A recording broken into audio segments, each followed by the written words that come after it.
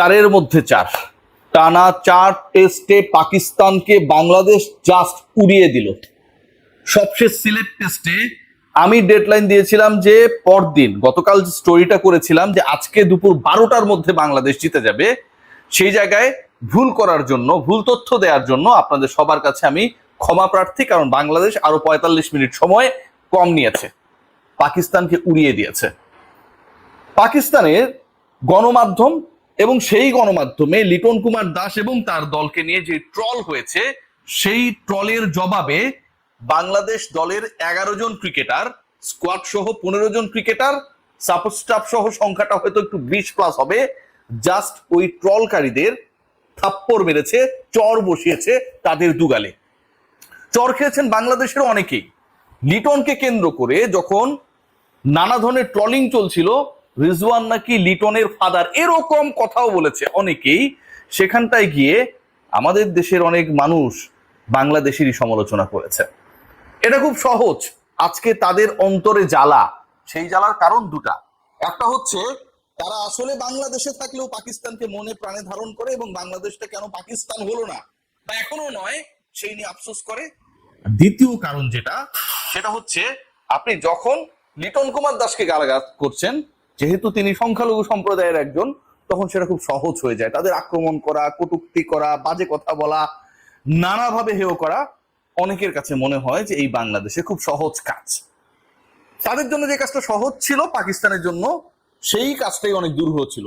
78 রানে বাংলাদেশের কাছে হেরেছে, টানা 2টা টেস্ট সিরিজে হোয়াইট ওয়াশ হয়েছে, টানা 4র্থ টেস্টে পরাজিত হয়েছে এবং মোহাম্মদ রিজওয়ান শত অভিনয় করেও কাছাকাছি গিয়েও একাডেমি অ্যাওয়ার্ড অস্কার পেলেন না, সেই আক্ষেপে পুড়েছে। কি রাগ করলা? রাগ করতেই পারেন, অনেক কারণেই রাগ করতে পারেন, কিন্তু end of the day this is the day যেটাতে আমরা আসলে উদযাপন করব। রাগী মানুষদের রাগ, ক্ষোভ, কষ্ট, না পাওয়ার আর্তনাদ, পাকিস্তান হেরে গেছে সেই কষ্টের প্রলাপ শোনার আসলে এই বাংলাদেশের কারো অন্তত এই মুহূর্তে সময় নাই। ভাবতে পারেন যারা পাকিস্তানি, যারা বাংলাদেশকে গালাগাল করেছে গত 24 ঘন্টায় অথবা গত 18 ঘন্টায়, তাদের সাথে যখন এই দেশের মানুষজন, এই দেশের হাওয়ায় আলোয় বরফ হওয়া মানুষজন এক হয়, আমাদের জাতীয় দলকে গালিগালাজ করে, ঠিক তখন কেমনটা লাগে। অথচ এই ক্রিকেটাররা পুরো দেশের প্রতিনিধিত্ব করেছে আজকে। হোয়াট অ্যাবাউট তাইজুল ইসলাম? মূল ক্রিকেটে যদি ফিরে যায়, আজকের সবচেয়ে বড় ক্যারেক্টার তাইজুলের এই ক্যারেক্টারকে আলোচনা করতে গেলে শুরুর দিকের আলোচনাটা করতে হয়। বাংলাদেশ দল কেন অতিরিক্ত অফ স্পিনার নিয়ে খেলছে না, কত আলোচনা আমরা শুনেছি না? আরো একজন অফ স্পিনার দরকার ছিল, প্রয়োজনে আমরা তাইজুলকে বসিয়ে রাখতাম। Taijul is not effective. প্রথম টেস্টে তাইজুল খুব বেশি ইফেক্টিভ হন নাই, সত্য। প্রতিদিন আপনার সানডে না, প্রতিদিন আপনি 5 উইকেট পাবেন না, প্রতিদিন ম্যাচ জেতাবেন না। আর যেদিন ম্যাচ জেতানোর জন্য মিরাজ রয়েছেন, নাহিদ রানা রয়েছেন, তাসকিন রয়েছেন, সবাই যদি একসাথে ম্যাচ জেতাতে চান, একটা ম্যাচ আসলে কতজন জেতাতে পারেন সেটাও কিন্তু একটা কাউন্টেবল ইস্যু। তাইজুল ইসলাম দলে কেন, সেই আলোচনাটা হয়েছিল। তাইজুল ইসলাম দলে কেন, সেই আলোচনা হবে, আজ আবারও হবে। ক্যারিয়ারে 18তম বার 5 উইকেটের বেশি পেলেন, বাংলাদেশের হয়ে 273 উইকেট, টেস্টে যেটা সর্বোচ্চ 27 উইকেটের দূরত্বে রয়েছে, টেস্টে ম্যাজিক ফিগার 300 উইকেট থেকে। এবং এই যে 300-র কাছাকাছি উইকেট তিনি পেয়েছেন এমন একটা সময়ে, এমন একটা ক্যারিয়ারে যখন বাংলাদেশের কিংবদন্তি বাঁহাতি স্পিনার সাকিব আল হাসানও দলে খেলেছিলেন। সেই তাইজুল আজকে ম্যাচ ঘোরালেন সাজিদকে আউট করে। সেই তাইজুল শেষ উইকেটটা নিলেন, মাঝখানে শরীফুল এলেন এবং সাথে সাথে 94 করা রিজওয়ান ড্রেসিং রুমের পথ ধরে গেলেন।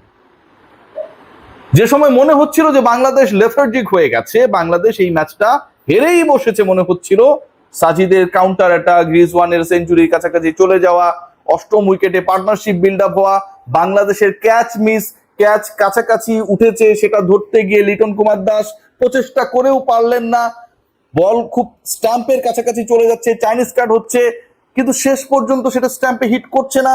সকল ব্যাড লাক যখন এক হয়ে একটা মিছিলে নেমেছিল যে বাংলাদেশ হয়তো আজকে হেরেই যাবে, আর একই সাথে যাদের চরম আনন্দ, সুখানুভূতি তৈরি হয়েছিল বাংলাদেশে থেকে যে বাংলাদেশ সত্যি সত্যি হেরে যাবে, তাদের সেই আনন্দে পানি ঢেলে দিলেন শেষ পর্যন্ত মেহেদী হাসান মিরাজ দুর্দান্ত ক্যাচ নিয়ে, তাইজুল ইসলাম 2টা উইকেট নিয়ে, শরীফুল ইসলাম দারুণভাবে এই ম্যাচে বাংলাদেশকে ফিরিয়ে। একটা ম্যাচে কত প্রাপ্তি, মুশফিকুর রহিমের 16,000 রান, আন্তর্জাতিক রান, সর্বোচ্চ সেঞ্চুরির রেকর্ড। লিটন কুমার দাস বাংলাদেশে যেখানে খাদের কিনারায় পড়ে গেছিল ঠিক সেখান থেকে দলকে তুলে আনা সেই সেঞ্চুরি। তাইজুল ইসলামের বল হাতে পারফরম্যান্স, লিটন মুশফিকের সাথে 2 ইনিংসের টানা দুটা অসাধারণ অনবদ্য পার্টনারশিপ, যে পার্টনারশিপ গুলো না হলে আজকে হয়তো ম্যাচের ফলটা ভিন্ন রকম হতেও পারত।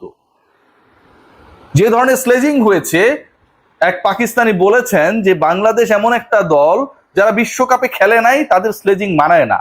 আমার প্রিয় আমিনুল ইসলাম বুলবুল, আসসালামু আলাইকুম, শুনছেন? আপনার প্রিয় পাকিস্তান কাইট ডিপ্লোমেসি করে যাদের সাথে আলোচনা করে বাংলাদেশকে বিশ্বকাপে খেলতে দেন নাই, আর কাইট ডিপ্লোমেসি করে পাকিস্তানকে ঠিকই বিশ্বকাপে খেলার পথটা সুগম করেছিলেন, সেই পাকিস্তানিরা বলে যে যেই দল বিশ্বকাপে খেলতে পারে না তাদের পাকিস্তানিদের স্লেজিং করার অধিকার নেই। বাংলাদেশ শুধু স্লেজিং করেনি, বিশ্বকাপে খেলা পাকিস্তানকে খেলে দিয়েছে, উড়িয়ে দিয়েছে, জাস্ট বুঝিয়ে দিয়েছে এই দলটা কতটা অসাধারণ। এবং তোমরা আমাদের সাথে পারো না, তোমাদের ঘরেও পারো না, আমাদের ঘরেও পারো না, ঢাকাতেও পারো না, সিলেটেও পারো না, রাওয়ালপিন্ডিতেও পারো না, পারো শুধু ওই কাইট ডিপ্লোমেসিতে। কারণ ওখানটায় আমরা পারার জন্য, ওই বাংলাদেশে অনেকে রয়েছে না যে এখনো বাংলাদেশ জিতেছে এটা হজম হচ্ছে না, তো ওখানে ডিপ্লোমেসি করতেই গিয়েছিল এমন একজন যিনি আসলে বাংলাদেশ খেলুক না খেলুক পাকিস্তানের মান সম্মান রক্ষা করতে হবে, আইসিসি কে বাঁচাতে হবে সেই টার্গেট নিয়ে। সো ওই জায়গায় এই ঘটনা ঘটবে। আজকের এই ম্যাচটায় আমার কাছে সবচেয়ে বেশি সিগনিফিক্যান্ট পার্ট যেটা মনে হয়েছে, এই টেস্ট দলটা একটা চনমনে অসাধারণ কনফিডেন্ট বডি ল্যাঙ্গুয়েজের বহিঃপ্রকাশ ঘটিয়েছে। যখন মনে হচ্ছিল ম্যাচ চলে যাবে, ঠিক তখন আমরা ব্রেক থ্রু পেয়েছি। আজকের ঘটনা যদি বলি, গতকালকে যখন 7th উইকেট পার্টনারশিপে আমরা খেয়াল করলাম যে 134 রান অ্যাড করলেন রিজওয়ান আগা, ঠিক তখন আমরা ব্রেক থ্রু পেয়েছি। শেষ বিকেলে টানা 2 উইকেট নিয়ে টেস্টের খেলা যে ঘন্টায় ঘন্টায় সেশনে বাংলাদেশ যেভাবে ম্যাচে ফিরেছিল, জয়ের জন্য আরো 120-এর কাছাকাছি পাকিস্তানের রান প্রয়োজন ছিল, টিম টাইগার্সের 3টা উইকেট। সেই রংটা বাংলাদেশ শেষ বিকেলে নিজেদের ক্যানভাসে তুলির আঁচড়ে চড়িয়েছিল ওই তাইজুলদের দ্বারাই। এই ম্যাচে কতগুলো হিরো, এই সিরিজে কতগুলো হিরো। মেহেদী হাসান মিরাজ 5 উইকেট নিয়েছিলেন, মুশফিকুর রহিম সেঞ্চুরি করেছেন, প্রথম টেস্টে অর্ধশতক করেছেন, লিটন কুমার দাস অনবদ্য কিপিং করেছেন, যে কিপিং এর আলোচনা তো তার ব্যাটিং এত ভালো হয় যে সেই আলোচনা হয় না। স্লেজিং করে করে পাকিস্তানিদেরকে তাদের জাত চিনিয়েছেন। তাইজুল ইসলাম চলেন না বলে মার্কেট চলা, সেই তাইজুল করে দিয়েছেন যে তিনি আসলে কতটা সচল, অচলের ভিড়ে। আজকের এই ম্যাচে, এই সিরিজে নাহিদ রানা যেভাবে বিশ্বে তার নজর কেড়েছেন গতি দিয়ে, সুইং দিয়ে এবং প্রতিপক্ষকে ভয় দেখানোর মানসিকতা দিয়ে, পরের আইপিএলে অনেকেই বাংলাদেশিরা হয়তো খেলবে না, মনে মনে আফসোস করবে, খেললে নাহিদ রানা যদি অ্যাভেলেবেল থাকতো ভালোই হতো। বাংলাদেশ জিতেছে, আবারও মনে করিয়ে দিই, টানা 4 টেস্টে পাকিস্তানকে হারিয়েছে, টানা 2 সিরিজে তাদের হোয়াইট ওয়াশ করেছে। বিশ্ব রেকর্ড যারা গড়ার পরিকল্পনা করছিল, যারা বলেছিল যে বিশ্বকাপে খেলতে না পারা একটা দলের তাদের স্লেজিং করার অধিকার নেই, এখন আর তারা স্লেজিং করবে না। বিশ্বাস করুন, এই কন্টেন্টটা আমি যখন আলোচনা করছি তখন বাংলাদেশকে তাদের স্লেজিং না করে সান্ত্বনা দিয়েছে, ব্যাপার না, better luck for the next time.